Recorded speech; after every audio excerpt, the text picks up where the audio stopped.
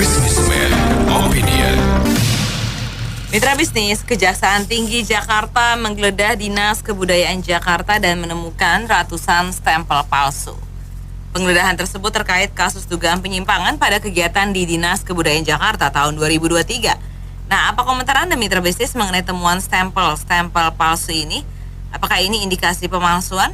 Silakan berikan komentar Anda di 6339160 atau WhatsApp call di 08 16924 Ya, kalau dari yang saya pernah lihat ya di sosial media ya, ada sih emang dijual jasa itu.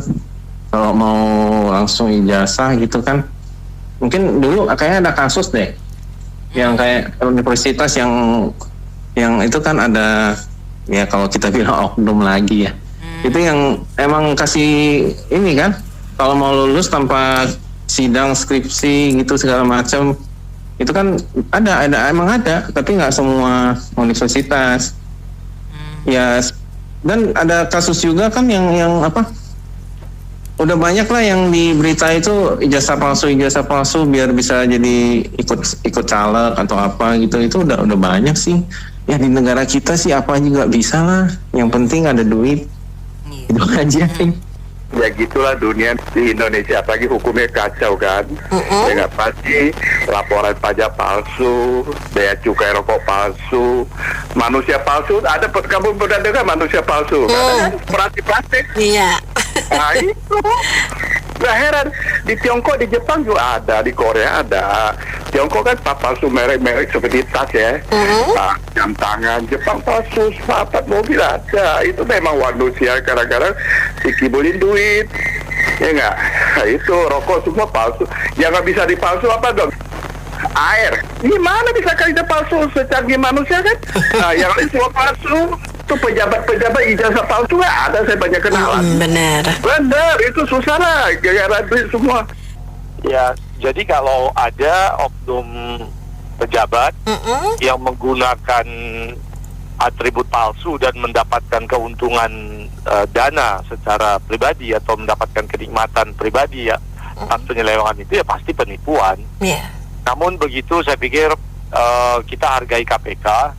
Dengan ketua yang baru ini, KPK paling tidak mulai mendapatkan jati dirinya kembali ya. Kemarin mereka sudah mulai berani melakukan tangkap semacam razia ke Bank Indonesia, geledah. Kemudian sekarang juga ke Dinas Kebudayaan. Jadi ini sebuah langkah bagus. Jadi kalau bisa KPK semakin sering setiap hari melakukan operasi tangkap tangan atau semacam penggeledahan terhadap institusi pemerintah ini yang memang dengan penggeledahan KPK ini maka pembangunan menjadi lebih baik karena orang berpikir 2-3 kali. Nah, oleh karena itu dengan ketua KPK yang baru, mari galakkan bahwa misalnya tiada hari tanpa inspeksi atau tanpa OTT gitu. Jadi tiap hari ada yang di OTT, tentu sesuai dengan prosedur KUHAP dan juga sesuai dengan bukti yang ada ya. Tetapi ditarget tiap hari itu. Nah, mengenai kementerian atau kemudian dinas kebudayaan ini pasti sudah lama bermainnya. Tetapi yang sangat menyedihkan buat rakyat Indonesia adalah ketika kita dipajakin, kemudian aparatur negaranya punya sebenarnya di tiap lembaga atau di tiap departemen itu yang namanya Inspektorat Jenderal. Salah satu fungsinya adalah pengawasan internal. Ternyata irjen ini atau inspektur daerah ini nggak berjalan, sehingga sampai harus KPK atau kejaksaan yang menemukan kesalahan di institusinya. Padahal seharusnya tidak semuanya mesti harus ditemukan KPK. Mereka bisa melakukan pencegahan atau mereka juga bisa melakukan pelaporan penangkapan gitu. Nah, ini menunjukkan perlu dievaluasi semua kepala inspektorat kantor kementerian lembaga di seluruh Indonesia. Apakah ini oknum-oknum yang bekerja di inspektorat ini adalah oknum yang punya kemampuan atau sebenarnya mereka hanya the name in the box, hanya memenuhin isi kursi aja gitu di ruangan itu, supaya ada orang, dikasih orangnya di situ, tapi sebenarnya kinerjanya ya nggak ada gitu. Harus dievaluasi oknum-oknum ini. Terima kasih. Seinfo ya bahwa yang didapat itu kan stempel palsu. Iya.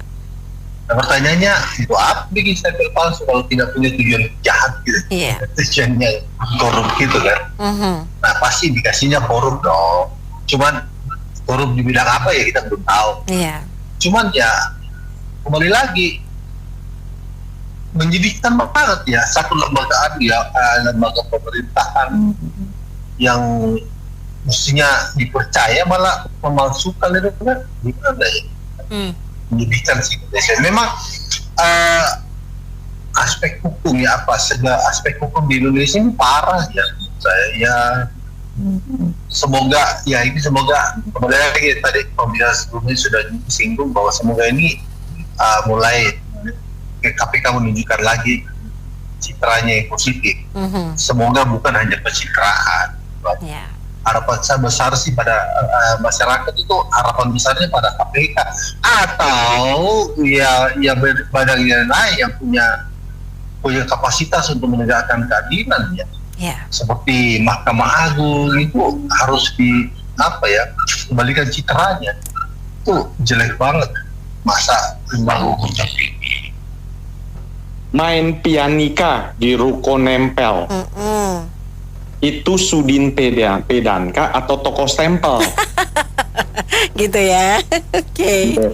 Pengadaan stempelnya itu juga korupsi kalau saya bilang. Jadi korupsinya itu harus totalitas.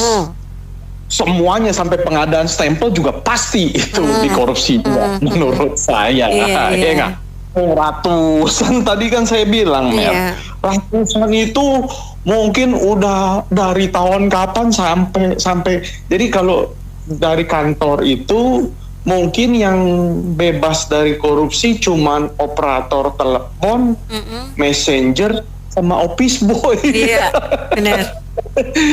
99% mungkin di semua sudin, di semua lembaga, di semua kantor, di semua pemerintahan begini kerjanya, begini memang. Kalau enggak, bagaimana mereka bisa gaya hidup hedon? Lihat aja dari istri-istrinya semua keren, merek. Tapi kalau dihitung-hitung mah, ya ilah, mesti gajian berapa puluh tahun, puluh abad, ya nggak, bukan ngomong. Kalau mau kaya nih ya pejabat, jadi pengusaha. Saat mau jadi pejabat, Anda mengabdikan diri untuk melayani rakyat. Betul nggak? Benar. Jangan Anda berpikir untuk membegal APBN atau APBD. Ngaco, ya nggak? Malu buat saya mah gitu. Kalau pejabat kaya, ntar alasannya apa? Warisan dari nenek moyang dia, nggak, pada nenek moyang dia entah dari mana, nggak, kita satir aja dan buat gini. Kalau buat pejabat mah, kalau bener-bener mau dihukum, jangan-jangan semua lembaga pemerintahan itu kosong karyawannya, sisa operator yang angkat telepon, halo, tapi kagak ada orangnya. Itu aja makasih Kenapa lagi stempel ini ratusan jumlahnya, berarti miliaran jadi uangnya itu. Ya kembali lagi ya itu. Kita berharap ya nanti 2025 ini diajukanlah ke meja hijau itu yang sudah kelihatan terbukti itu para tikus-tikus rakyat ini. Ya enggak? Biar rakyat ini senang juga, apalagi kita nanti menghadapi 12% ini. Gak tahu menjadi apa 12% ini kita nanti ini. Iya enggak? Ini pengelola negara ini kita sudah gaji, harusnya mereka mensejahterakan rakyatnya. Tapi kok mencari uangnya ke rakyat, pajak. Sumber daya alam kita banyak, tongkat dan kayu jadi tanaman. Ya enggak? Kenapa kita dari rakyatnya nyari uang? Itu jadi pertanyaan kita.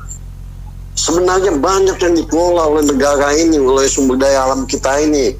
SDM kita juga banyak. Tapi kok semuanya dibuang-buang begitu saja? Dibawa kita nggak bisa bicara lagi Mbak Mer. Kita berharap ya, cuman intinya tolong nanti 2025 ini yang sudah jelas-jelas itu banyak ya, tikus-tikus ini yang berkeliaran ini masih merajalela. Kan sudah kita lihat, yang waktu data kita diancam kata mau membuka data sekian miliar minta uang, ya nggak? Jadi judol juga itu juga udah kelihatan. Depan mata itu rakyat udah jelas-jelas niatnya. Ajukanlah ke meja hijau ini. Mau siapa dia, mau backingannya siapa dia. Pak Prabowo ini seorang jenderal, seorang idealis, apalagi anak begawan ekonomi. Rakyat di belakang mereka akan mendukung. Gak perlu takut lah dengan segelintir manusia ini. Iya. Kasihan rakyat ini. Karena gaji sudah susah sama sekali. Daya beli masyarakat ini udah bukan turun lagi. Udah merosot sama sekali, Mbak. Udah menukik ini, mungkin udah mau kedalaman berapa meter ke tanah ini. Yang kalau lagi ngetrennya sekarang ini kata air laut akan naik ini, merendam Indonesia katanya. Nggak tahu benar atau enggak, kita nggak tahu lah. Allah alam yang tahu itu semuanya. Yang jelas kita menghadapi 12% ini, mereka tetap digaji oleh rakyatnya. Nggak mikir apa-apa mereka, apa yang mereka rebutkan itu 12% mereka menggebu-gebu. Ada kekurangan apa itu? Gaji mereka apa atau untuk dinaikkan, begitu saja, Mbak. Makasih. Iya, saya juga setuju dengan yang kritik-kritik bahwa negara kita ini saat ini situasinya sedang mengalami kesulitan ekonomi. Di mana dengan pajak yang belum naik saja atau 11% kemarin tuh, barang dan jasa tuh tanpa ada hari raya, tanpa ada tahun baru bergantian naik. Kita tahu bergantian naik ya, tidak berbarengan sih. Naiknya ini susah turunnya lagi.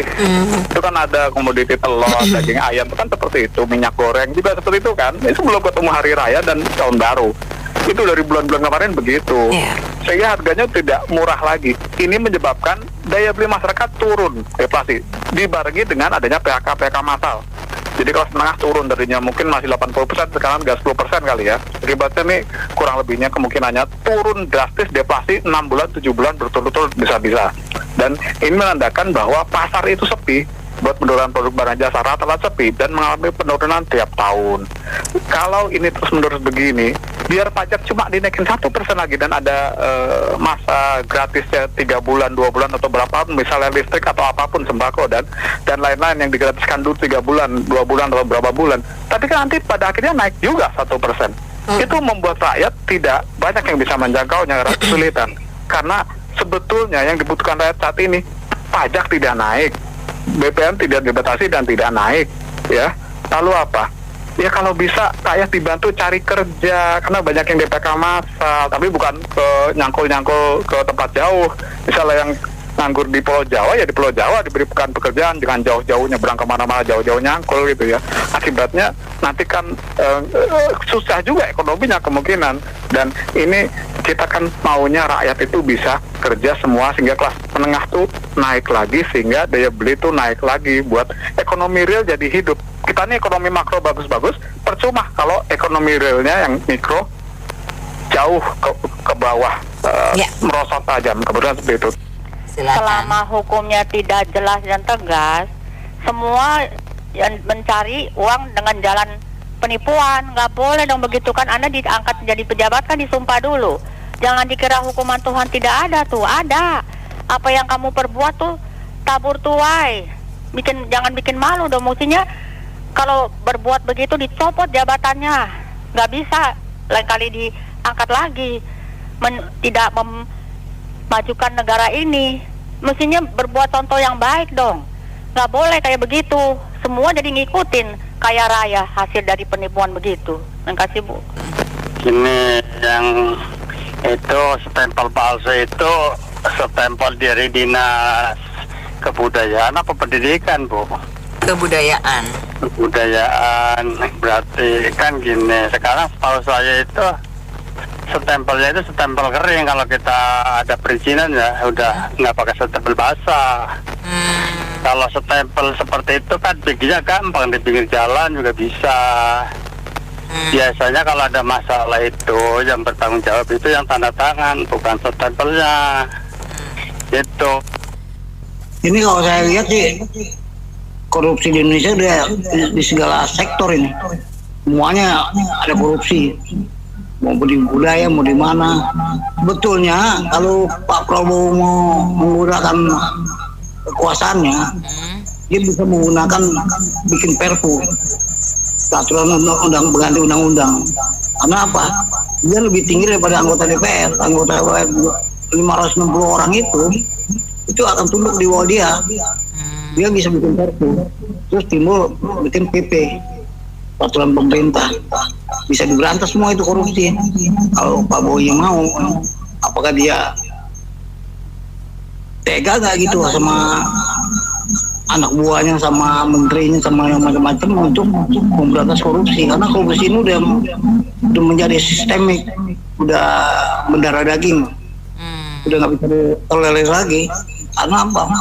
Inti daripada kebangkrutan negara kita ini adalah karena korupsi. Korupsinya berapa triliun, semuanya aset itu harus dikembalikan. Kalau enggak, ya negara kita hancur. Jangan minta mulu sama rakyat, pajak semuanya. Jadi kalau Pak Prabowo masih mau, ya itu bikin PP aja, bikin perpu dulu, baru bikin PP untuk memberantas korupsi itu. Ini dari penegak hukumnya sih ya, karena hukumnya lemah, jadi orang pada berani melakukan apa aja gitu. Jadi paling ya minta maaf udah salah tangan. Dan seperti coba lihat aja kayak di belum lama kan di Universitas Hasanuddin tuh, cetak uang palsu sampai kurang lebih hampir 1.000 triliun katanya.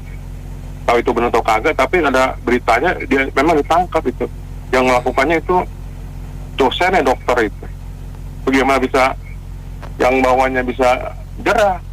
Ya penegak hukumnya ya pada melakukan pada lemah lah itu jadinya. Kalau menurut saya sih gitu. Jadi ya dia dilihat ya masalah korupsi aja nggak kelar-kelar. Yang tanda tangan di DPR tuh yang miskinkan koruptor apa sekarang nggak bisa dilakukan.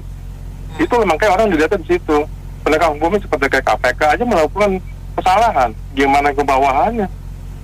Itu aja semua. Makasih. Secara umum sih memang kita tahu ya bahwa masalah korupsi itu memang menjadi bagian pembenahan yang prioritas ya. Kita tahu juga undang-undang perampasan aset masih bergulir ya kan. Nah itu udah semakin terlihat betapa pentingnya gitu loh. Itu belum lagi kalau menuju hukuman mati untuk para koruptor. Nah secara kasus demi kasus. Ya Pak Zuli. Halo. Ya halo. Halo. Iya, secara khusus Dinas Kebudayaan ini kan kalau menurut saya kan bukan wilayahnya Pak Prabowo lah. Semua Pak Prabowo ya nggak bener juga dong gitu. Ini bukan masalah pemerintah pusat. Kita lihat Dinas Kebudayaan Provinsi DKI Jakarta, berarti itu di bawah naungan Gubernur DKI Jakarta gitu loh. Karena ini dinas ya gitu loh. Jadi kalau dilihat tahun kejadiannya 2023, saya sih nggak yakin. Itu pasti udah terjadi sebelum-sebelumnya gitu loh. Nah, jadi ada dua sisi nih. Kita tahu Gubernur Jakarta terakhir ya, gubernur yang lain pun itu kan sertijabnya itu kan selesainya di 2022, tidak diperpanjang. Nah, maka kalau dibilang 2023 itu masa transisi di mana pejabat harian ya apa pelaksana tugas yang ngejalanin fungsi gubernur gitu loh. Nah, kalau menurut saya ini jauh ke belakang, ini harus ditelusuri. Dan ini bagus lah KPK udah melihat, dan ini besar sekali dan ini tanggung jawabnya gubernur yang sebelumnya gitu loh, yang terakhir 2017 sampai 2022. Nah, itu masyarakat Jakarta harus melihat bagaimana kinerjanya seperti itu gitu loh. Nah, kalau 2022-2024 saya yakin itu multiplier efeknya gitu loh, karena sistemnya yang lemah ya kan, yang nggak bisa kerja sebenarnya kalau menurut saya itu 2017-2022. Nah, itu menyebabkan multiplier efek yang besar. Apalagi masa transisi, wah tinggal ngelanjutin. Saya nggak yakin cuma di Dinas Kebudayaan, saya yakin banyak di dinas-dinas lain gitu loh. Nah, itu yang harus KPK telusuri. Itulah DKI Jakarta yang sesungguhnya gitu loh. Setelah kepemimpinan dari 2017 sampai 2022 masuk masa transisi, dan saya yakin juga secara umum masa transisi ini memang menjadi situasi yang empuk menurut saya untuk para kepala suku-suku ini nih melaksanakan kegiatan korupsinya gitu loh. Bahaya itu, Jeng. Itu kan dinas kebudayaan, tapi kok orang-orangnya nggak berbudaya ya, malah membudayakan hal-hal yang jelek ya. Itu mesti perlu diutus sampai tuntas tuh, karena udah pasti bahwa stempel palsu tersebut dipergunakan bukan untuk kegiatan-kegiatan yang baik tuh, Jeng. Pasti entah perjalanan dinas palsu atau pencairan uang palsu, atau mungkin ada juga jual beli jabatan yang pokoknya sama dengan stempel atasan si Ono, udah jual beli jabatan dioper kemana gitu. Itu sesuatu yang luar biasa itu, Jeng. Kalau cuma 1-2 ya wajar, tapi kalau banyak sekali ya itu kayaknya udah berjamaah, udah berkelompok, udah berklaster-klaster. Iya. Kayaknya kalau yang cuma kepala dinas sih nggak mungkin, harus diatasi ikut bertanggung jawab juga. Jangan-jangan sang pimpinannya juga ikut bertanggung jawab. Saya khawatir mereka dulu waktu nikah cintanya palsu juga lah itu. Kalau sudah ketahuan jelek gini, jangan cuma didiemin aja, langsung aja dicabut bedol desa atau bedol kantor itu, ganti semuanya. Masih banyak orang kaum muda yang berniat kerja lebih baik, yang berkeinginan untuk bekerja daripada nganggur di rumah kan. Atau kalau perlu tenaga honorer itu loh, jangan banyak tuh tenaga honorer yang cuma dikontrak sekian tahun, lepas itu kan bisa, karena mereka kan sudah lebih tahu, lebih pengalaman, jadi lebih baik bisa diangkat menjadi pegawai negeri tetap atau PNS tetap gitu loh. Saya pikir ini harus cepat diproses kejaksaan dan polisi ya, kalau polisinya juga berintegritas. Dan memang harus dicari polisi dan jaksa kalau jaksa masih berintegritas lah, yang bisa menyelidiki ini. Karena sebenarnya kadang-kadang beberapa kementerian atau lembaga negara itu memang ada yang DNA bakatnya itu bikin acara-acara itu dalam rangka side hustle untuk bisa sarana untuk dapat uang sampingan seperti ini. Terutama seperti Dinas Kebudayaan atau bahkan Kementerian Kebudayaan Pak Fadlizon saat ini.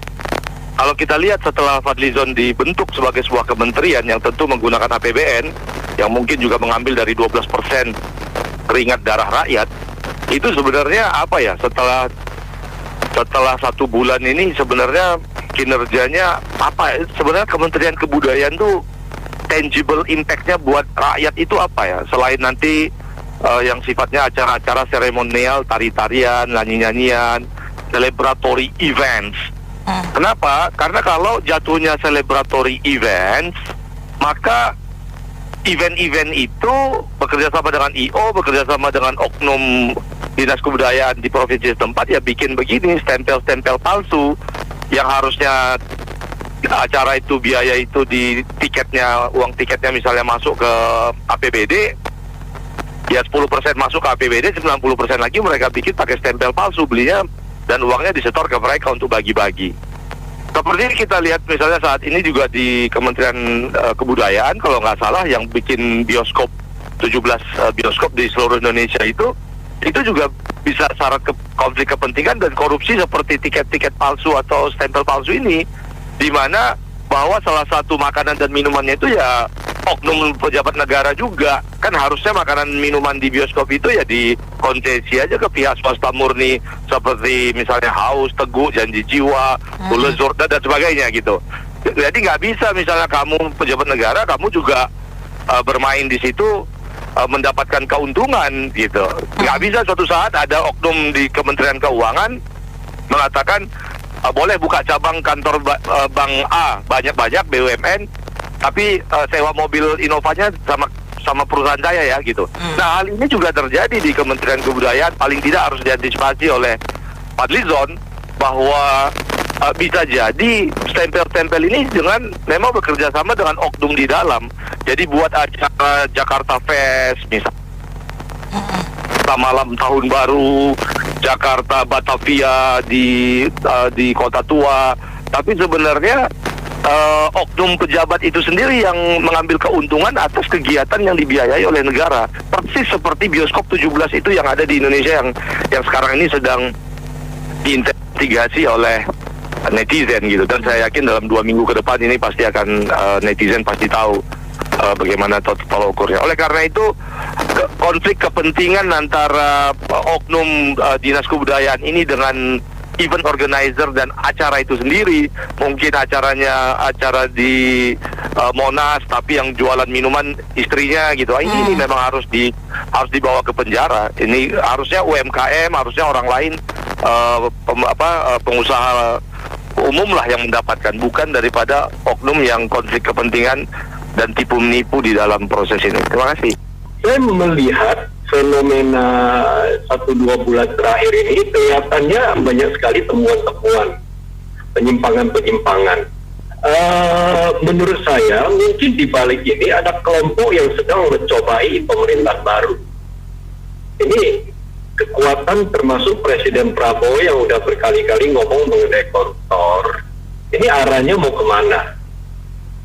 Nah, saya kira Pas FM juga baik sekali. Kita setiap hari, bahkan dalam satu hari setiap jam ya, kita mensuarakan suara-suara ini. Artinya rakyat di bawah ini mengingatkan, sekalian juga mendorong pemerintahan baru ini untuk bisa tegas dalam hal hukum dan terutama untuk korupsinya. Karena ini penting sekali. Saya berkali-kali saya ngomong di pemerintahan itu saya yakin banyak juga yang putih. Mungkin ada 10% putih, mungkin juga ada 10% yang hitam. Persoalannya, yang 80% itu akan mengikuti. Mereka itu abu-abu.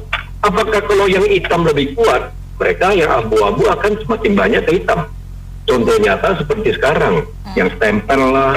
Saya kira stempel itu barangkali bukan hari ini temuannya. Itu mungkin sudah berlangsung lama. Cuma sekarang aja ada temuan. Termasuk satu lagi pernah Bata kan baru ini ada cetak uang palsu. Iya, betul. Iya kan? Terus ada lagi temuan BI yang digerebek OJK. Coba kita bayangkan, ini kerusakannya itu udah begitu dalam. Ini kerusakannya itu seperti air laut, abrasinya udah masuk ke daratan ini. Yeah. Jadi memang pemerintahan Prabowo ini mempunyai kerja keras. Satu hal, di kesempatan ini saya coba mengingatkan yang kita sering bilang rancangan undang-undang perampasan aset, pembuktian terbalik sama pengaturan uang kartal ya. Oke, anggap ada partai yang mencoba-coba tidak begitu serius, tetapi jangan salah, Pak Prabowo itu juga punya partai Gerindra. Bahkan di dalam pemerintahan itu ada kelompoknya yang disebut GIM. Apakah suara partai mereka di DPR RI kurang banyak untuk menggolkan rancangan undang-undang itu? Betul sih. Yang jadi persoalan, saya nggak tahu per hari ini ya, kalau nggak salah rancangan undang-undang perampasan aset itu tidak masuk di prolegnas 2025. Berarti saya anggap ini tidak serius. Terlepas dari apapun, karena kalau sekedar mengatakan pemerintahan waktu zaman Jokowi, kalau zaman Jokowi saya masih ngerti, DPR itu ya ada PDIP dan lain-lain, mereka nggak mau teruskan ya susah. Tetapi kalau sekarang Prabowo, Gerindra sendiri suaranya udah cukup besar.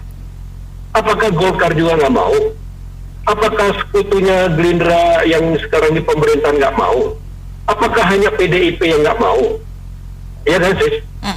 Jadi intinya pemerintah Prabowo ini bukan hanya sekedar omon-omon yang beliau sering katakan, bukan hanya sekedar omon-omon. Kita mau lihat, karena apa? Kita melihat nyatanya kerusakan itu udah begitu banyak sampai di masyarakat bawah.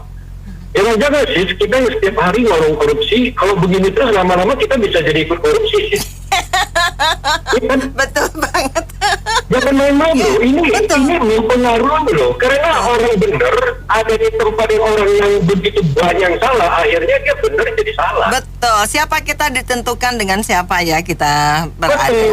Betul. Jadi yang saya harapkan di pemerintahan 10% yang baik itu harus bersuara, apalagi presidennya.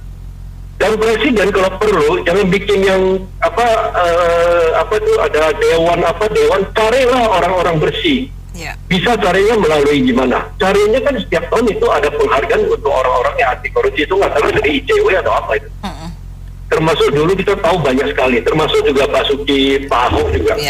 Kalau beliau berani bikin satu dewan yang mengumpulkan orang-orang bersih ini, yang mereka akan menjadi pendorong support untuk orang-orang bersih yang akan muncul. Karena kalau kita bicara anti korupsi, ya kita harus tahu pemerintah sekarang di belakang mereka punya latar belakang.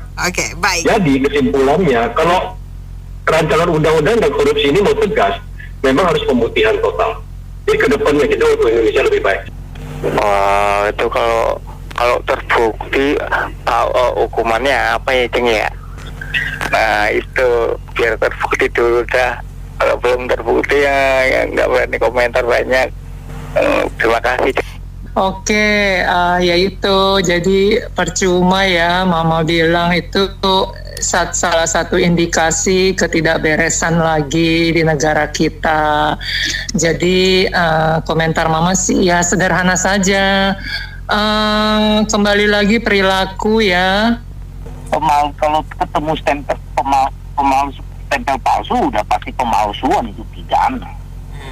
Masalahnya di Indonesia itu capeknya apa? Hukum semua dasar dari kalau ketegasan mau berantas korupsi itu hukumnya. Perampasan aset nggak diadakan kan? Iya. Kapan mau selesai? Dimaafin? Ya, Indonesia memang pemaaf. Tapi kenyataannya dari ujung ke ujung kok. Kalau mau disebut kamunya KPK, BPK, OJK, BI aja sekarang pagi ditelusurin. Ngancam lagi. Kalau diperiksa dolar bisa lemah. Ini tanda kutip besar ini. Jadi jujur ya, kalau di luar negeri Bu, di Australia, saya pernah di Australia. Orang yang pernah ketangkap di bidang keuangan penipuan seumur hidup, dia itu nggak boleh ada di keuangan, ya kan? Dan perampasan aset dengan pembuktian terbalik.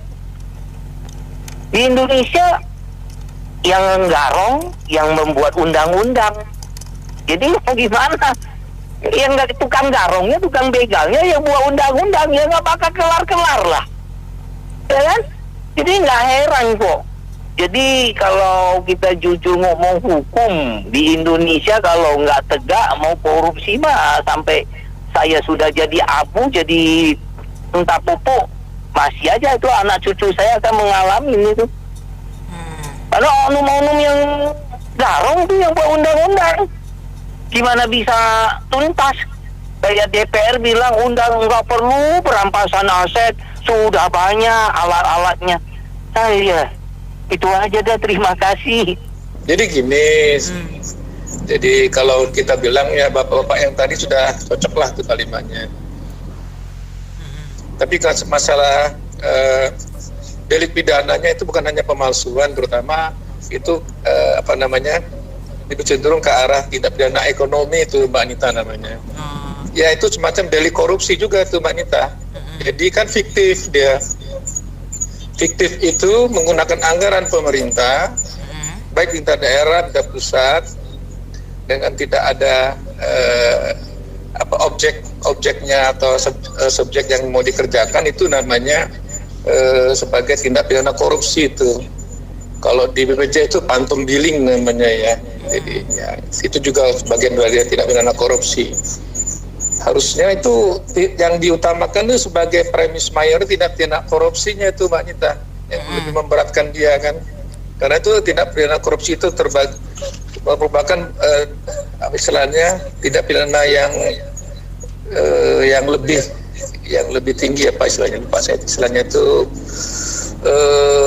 tindak pidana khusus ya, termasuk pidana khusus itu lex spesialis ya. Yang kalau pemalsuan sih nggak terlalu lah itu. Jadi yang utama itu kalau saya lihat itu tindak pidana ekonominya itu korupsi itu Mbak Nita. Ya itu aja sih yang dapat, itu memang sudah kebiasaan tuh saya perhatikan dari beberapa departemen tuh. Dan saya terus terang aja, saya dulu waktu masih mantan pegawai negeri itu pernah digoda-goda juga oleh teman-teman seperti gitu Bang. Tapi alhamdulillah saya hidup bakal tidak lama, kita tanggung jawab kepada Tuhan, ya udahlah. ngapain gitu-gituan, gak ada guna juga. Dan setelah selesai bentuk saya aman, saya dibebani oleh masalah. Itu memang kadang-kadang ada kebiasaan juga tuh di bagai lembaga-lembaga pemerintah tuh. Reaktif. Oke, lagi tuh Mbak Nita, terima kasih ya. Terima kasih kembali Pak Firman atas komentarnya. Baik mitra bisnis, demikian sesi Businessman Opinion untuk kali ini. Saya Anita Wijaya.